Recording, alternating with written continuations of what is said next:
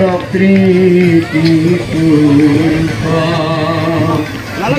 নিৰন্ত মাধব হে প্ৰকৃতি পুৰুষ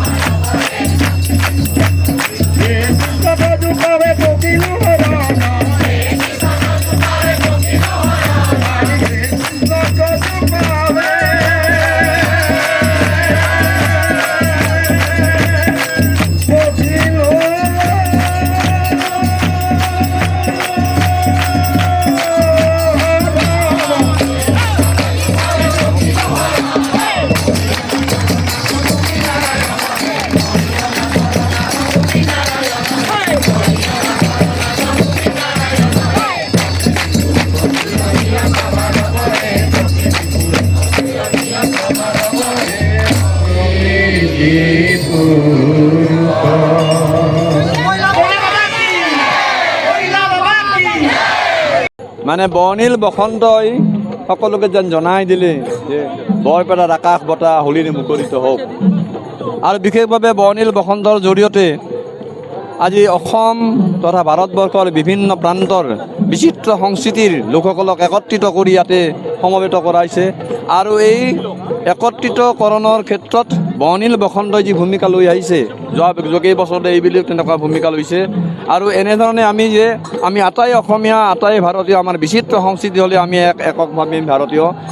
এই আচলতে বাণীটো এই বৰ্ণিল বসন্তৰ মাজেৰে দিয়া বুলি আমি অনুভৱ কৰিব পাৰোঁ। আৰু বিশেষভাৱে আজি বৰপেটাৰ অলিয়ে গলিয়ে উদুলি মুদুলি হৈছে হোলী উৎসৱক লৈ।